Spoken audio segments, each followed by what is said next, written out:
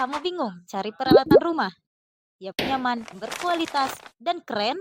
Informa solusinya. Informa menyediakan peralatan rumah mulai dari peralatan tidur, peralatan kantor, peralatan dapur, dan peralatan ruangan.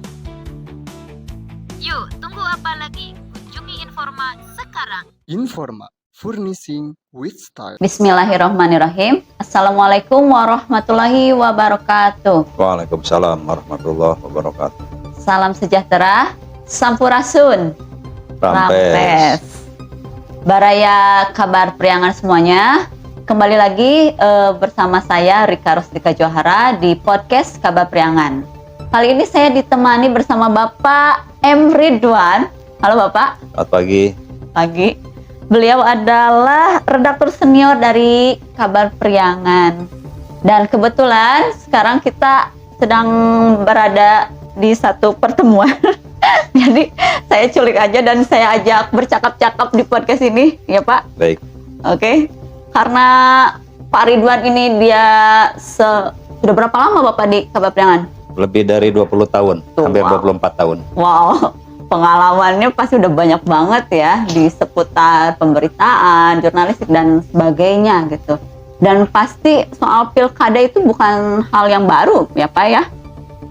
Karena kan memang Priangan Timur beberapa kali menghadapi event pilkada dan kita selalu mengawal tiap ada event pilkada tersebut.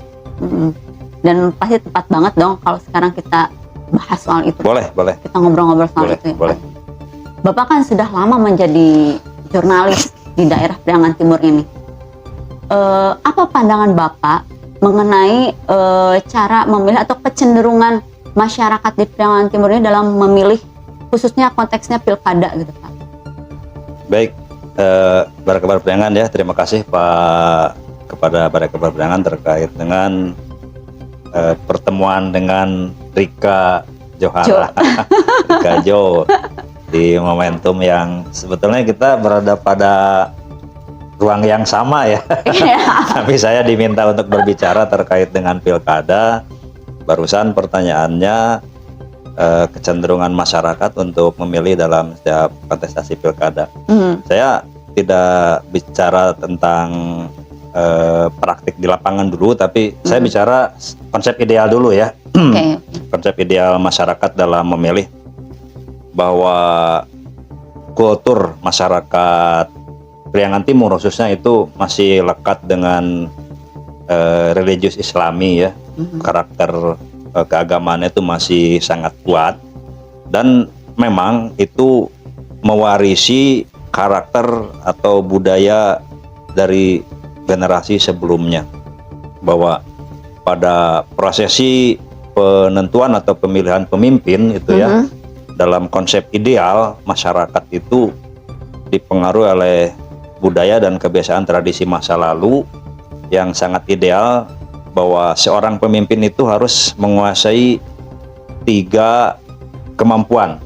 Oh, apa aja yang tuh, Pak? Pertama itu bahwa seorang pemimpin itu harus memiliki kemampuan memimpin di bidang agama. Itu dari dulu seperti itu ya konsep idealnya. Oh, ini kita bicara konsep ideal gitu. Konsep kan? ideal dulu ya. Okay.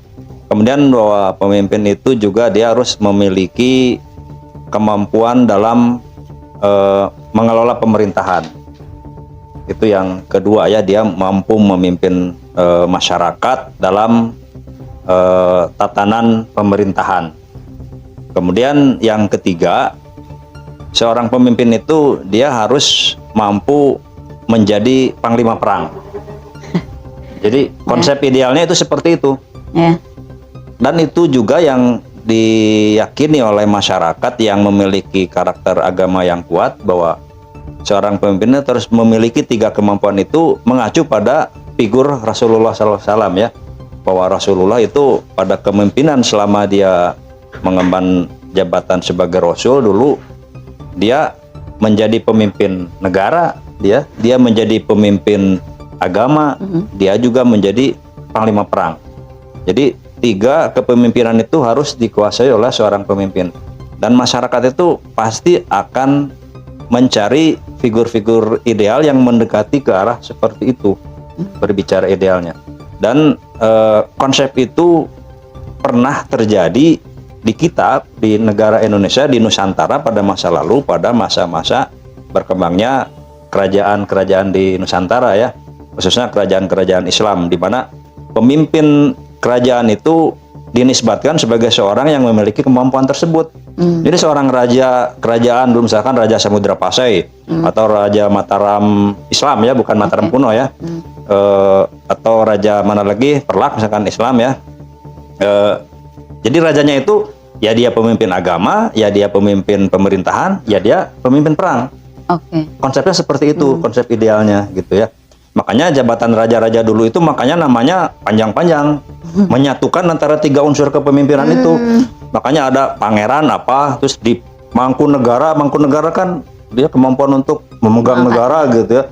Di depannya ada pangeran sebagai atau sultan misalkan pemimpin agama. Jadi 3 jabatan itu disatukan dalam nama gitu. Maka namanya raja-raja Islam dulu itu panjang-panjang karena merepresentasikan ketiga kepemimpinan itu. Nah, kemampuan itu ya, ketiga kemampuan itu. Pada saat sekarang dikaitkan dengan keadaan pilkada sekarang ini, bahwa masyarakat apalagi dengan kultur agama yang sangat kuat pasti akan mencari figur yang mendekati ya, paling tidak pasti orang mungkin ada yang mengedepankan agamanya lebih dulu, tapi dia pasti tidak menafikan kemampuan dia untuk memimpin pemerintahan gitu ya, seperti itu. Walaupun dalam kaitan dengan kepemimpinan perang itu sekarang sudah terpisahkan ya, karena ada konsep demokrasi itu pemisahan antara pemimpin negara, pemimpin agama, pemimpin perang. Kalau pemimpin perang itu kan sekarang sudah dipegang oleh lembaga aparat militer ya. Jadi sekarang itu orang itu mencari idealnya itu dia memiliki kemampuan agama, dia memiliki kemampuan pemerintahan. Dua konsep itu. Dua konsep itu akan selalu dicari oleh masyarakat. Nah, di antara calon-calon yang sekarang berkontestasi di Periangan Timur ini, termasuk juga di wilayah Jawa Barat ya dengan 4 calon, itu pasti akan mencari dua konsep kepemimpinan itu, antara pemimpin agama, pemimpin pemerintahan. Seperti itu ya pasti. Walaupun nanti masing-masing ada yang mengedepankan agama dulu, yang mengedepankan pemerintahan dulu. Nah, seperti itu konsep idealnya ya gitu ya. Itu kan konsep ideal ya Pak ya. Tapi pada kenyataannya di masyarakat bagaimana itu Pak? Potret di masyarakat gitu. Pada pelaksanaannya di lapangan memang itu terkait dengan dinamika politik ya. Dinamika politik yang terjadi di masing-masing daerah, apalagi sekarang ketika pemilihan itu sudah diselenggarakan secara langsung oleh masyarakat, karena Kabar Priangan ini pernah mengawal 2 sistem cara pemilihan. Yang satu ketika pemilihan itu dilakukan oleh lembaga DPRD ya dulu, dengan apakah melalui cara voting atau dengan cara apa, pemimpin kepala daerah itu dipilih oleh para anggota DPRD. Tapi karena saat itu pada perkembangannya kemudian rawan dengan adanya money politik gitu ya, suap atau sogok kepada DPRD oleh kepala daerah, kemudian dibuat sistem pemilihan secara langsung yang melibatkan pemilih oleh masyarakat langsung, sehingga dianggapnya bahwa dengan menyuap masyarakat secara langsung itu tidak akan tercapai karena begitu banyak modal yang harus dikeluarkan oleh seorang calon. Tapi ternyata pada kenyataan sekarang, walaupun pemilihan itu sudah dilakukan secara langsung oleh masyarakat, oleh DPRD, yang namanya money politik itu masih tetap terjadi. Pada prakteknya seperti itu. Padahal dulu dialihkannya pemilihan dari DPRD ke masyarakat itu supaya menghindari money politik, tapi ternyata pasangan calon memaksimalkan kemampuannya untuk membeli suara di masyarakat. Nah, seperti itu. Jadi pada prakteknya sekarang memang fenomena praktik uang masih terjadi, walaupun itu tidak bisa dibuktikan oleh lembaga pengawas pemilu ya, oleh Bawaslu, suap sogok atau money politik itu tidak ada yang bisa dibuktikan oleh Bawaslu. Lalu kemarin ada sih satu ya di Kudus ya, yang terbukti itu suap itu. Tapi pada prakteknya di antara kejadian yang terekam oleh media dengan yang sampai ke proses hukum itu nihil di kita itu ya. Tidak ada, dan itu menjadi kekhawatiran kita bahwa motivasi orang memilih itu masih ada yang dipengaruhi oleh yang sifatnya karena dorongan materi atau pragmatisme masyarakat ya. Di situ mungkin nanti kita bicara lagi nanti soal peran media dalam pendidikan politik masyarakat ya. Atau sekarang saja mungkin ya saya sampaikan ya. Boleh. boleh Pak. Silahkan. Jadi bagaimana tuh peran media? Keprihatinan kita maraknya money politik di masyarakat, dan memang kejadiannya itu memang terekam ya, terdokumentasikan oleh media melalui lembaga-lembaga di lapangan. Misalkan kemarin ya Panwascam di Baregbek yang melakukan survei itu ternyata lebih dari 50% masyarakat setuju dengan adanya money politik atau dia menerima pemberian uang gitu ya. Nah itu menjadi keprihatinan kita tentu ya, karena itu mencederai demokrasi kita ya, dan menjadikan pemilih yang muncul nanti bukan atas dasar idealisme atau atas dasar sesuatu yang ideal gitu ya. Seharusnya memang ada kemarin ada semacam slogan gitu ya, ambil uangnya, jangan pilih orangnya. Memang ada slogan seperti itu, tapi ternyata itu pun salah.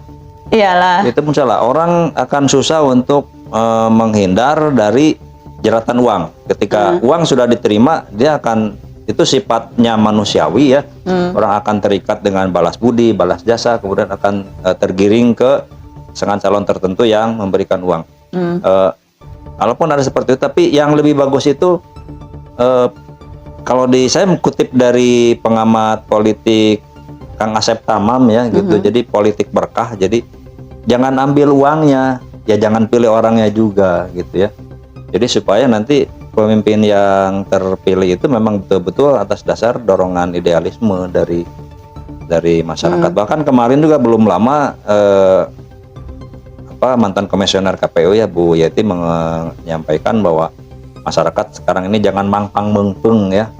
Jangan mangpang mengpeng ada orang yang tiba-tiba balalager memberikan uang gitu ya. Karena itu bisa jadi jebakan. Jadi jebakan.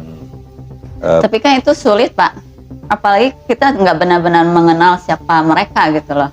Yang ada kan cuma baliho-baliho atau misalnya profil di media gitu kan. Tapi kan secara pendekatannya kita nggak benar-benar mengenal gitu. Apakah mereka akan benar-benar melaksanakan janji-janjinya atau tidak, kan kita nggak tahu sebagai masyarakat gitu. Iya, oleh karena itu. Makanya daripada nggak diambil, ya empirisme naturalis saja.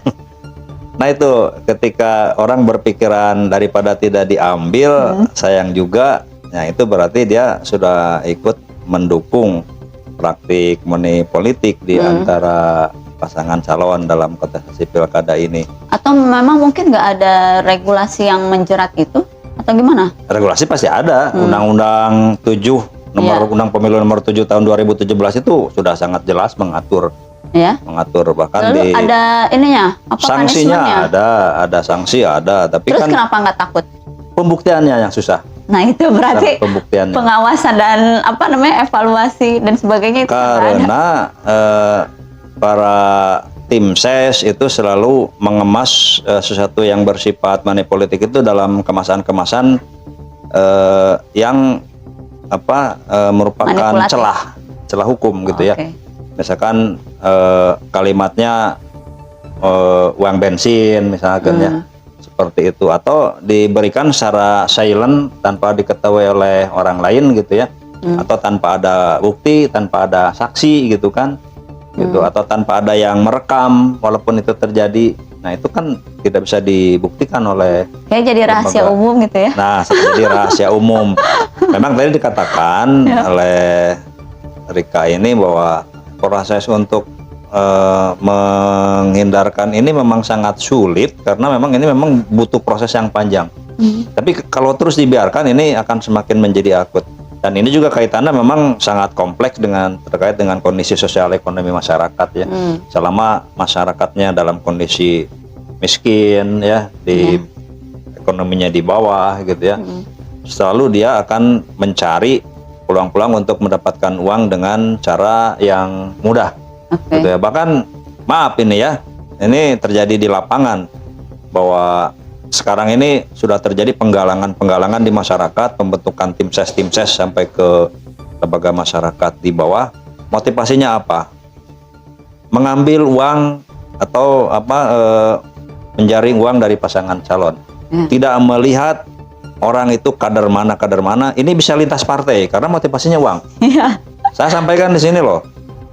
Orang dengan baju bendera partai A, dia ikut jadi tim ses di Partai B misalkan. Seperti itu. Karena motivasinya memang uang. Itu terjadi sekarang di lapangan itu, yang sekarang sedang kasakusuk ya. Pasti akan memilih calon yang memiliki uang. Saya tidak akan sebut ini calon mana di antara yang 5 di kota Tasikmalaya misalkan, yang ramai di lapangan. Kita tahulah siapa yang kaya, siapa yang banyak uang, siapa yang paling royal. Nah, di pasangan calon itulah tim ses itu banyak bergerombol. Kalau tidak percaya, lihat saja di sekretariat pemenangannya. Pasti orang lebih banyak bergerombol di sana. Berarti Baraya Kabar Priangan kalau pengen tahu langsung sidak aja ke kantornya gitu ya. Walaupun itu belum tentu ya, tapi yang terjadi di lapangan itu sampai ke tingkat bawah itu sekarang pembentukan tim ses itu dengan motivasi satu, uang. Uang. Itu berarti sekarang yang sedang sangat kental sedang terjadinya di masyarakat gitu Pak, yang betul-betul besar gitu money politik ini. Iya, ini menjadi kekhawatiran semua. Memang fenomena ini terus terjadi setiap ada pemilihannya, termasuk pemilu di Februari 2024 kemarin juga, dan ini juga pasti terjadi di pilkada November nanti ya. Bahkan kemarin saya bincang-bincang dengan seorang ketua Panwascam ya, ketika pemilu kemarin. Mungkin kita sekarang tidak pernah menyaksikan ya kampanye itu ramai gitu ya. Orang dengan motor geber-geber klakson, orang dengan berkonvoy naik truk gitu. Tidak lihat kan seperti itu. Ketua Panwascam saat itu bertanya, ini kenapa kampanye sepi? Ada dua perkiraannya. Yang satu karena memang si calon itu nggak punya uang. Yang kedua memang si calon itu banyak uang. Loh, kenapa banyak uang? Ya karena dia tidak usah kampanye, dia tinggal bom aja di hari terakhir menjelang pemilihan nanti. Ada serangan-serangan seperti itu gitu kan. Jadi ini memang fenomena yang terjadi di mana ketika kampanye itu sepi karena yang dilakukan bukan kampanye lagi sekarang itu, tapi pendekatan dengan uang menjelang hari pencoblosan yang dikatakan ini kan baru money politik ya Pak ya? Ya. Kan masih ada metode lain sebenarnya ya. Apalagi sekarang zamannya post trust ya, di mana pengalihan isu, menggoreng isu bahwa kelompok ini, contohnya yang kemarin aja nomor 2 gemoy gitu kan, sehingga disukai oleh milenial gitu. Nah yang sekarang di pilkada Kota Tasikmalaya terjadi juga nggak sih post trust kayak gitu? Jadi pemilih itu bukan melihat visi misinya, tapi melihat sesuatu yang disukai atau mungkin sesuatu secara figur atau sesuatu yang menyenangkan lah gitu. Jadi mengalihkan saya kira itu sudah dilakukan oleh tim ses dari masing-masing pasangan calon, di mana dia akan mengejar segmen-segmen pasar politik tertentu ya. Jadi ada segmen pasar politik yang dikelola dan digarap oleh masing-masing pasangan calon, walaupun di antara mereka ada irisan-irisan ya. Misalkan kelompok, mohon maaf, gender pasangan calon perempuan misalkan, dia pasti akan membidik pasar politik dari kalangan perempuan, misalkan seperti itu. Atau tokoh agama, dia akan membidik pasar politik kalangan santren, misalkan kalangan ibu-ibu pengajian gitu ya, misalkan seperti itu.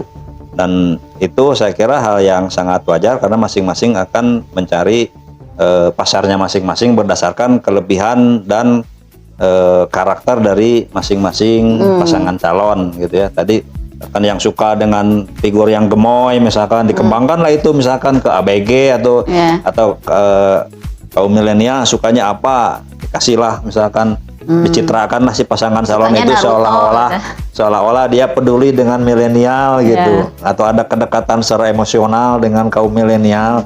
Itu kan trik pasar ya. Strategi untuk mendapatkan pasar. Di Tasikmalaya berarti terjadi seperti itu berdasarkan karakter dan kecenderungan dari pasangan calon. Sekarang kira-kira yang rame pasangan yang mana Pak? Kalau di media sebagai orang media tentu saya tidak bisa berbicara untuk lebih mengunggulkan ya, karena di mata media semua memiliki peluang yang sama dan mudah-mudahan dari semua yang memiliki peluang yang sama itu mau menjalin kerjasama secara ekonomi dengan Kabar Priangan. Oke, begitu Baraya Kabar Priangan semuanya, bincang-bincang kita hari ini ya soal kecenderungan memilih dari masyarakat di kawasan Priangan Timur ini. Jangan lupa untuk subscribe YouTube Kabar Priangan, di like juga, di komen juga, dan di share juga. Kemudian follow juga akun Instagram Kabar Priangan, ada Facebook dan juga TikTok ya Pak. Oke, demikian perbincangan kita hari ini. Saya Rika Rustika Johara mohon pamit undur diri. Wabillahi taufiq wal hidayah. Wassalamualaikum warahmatullahi wabarakatuh. Waalaikumsalam. Sampurasun.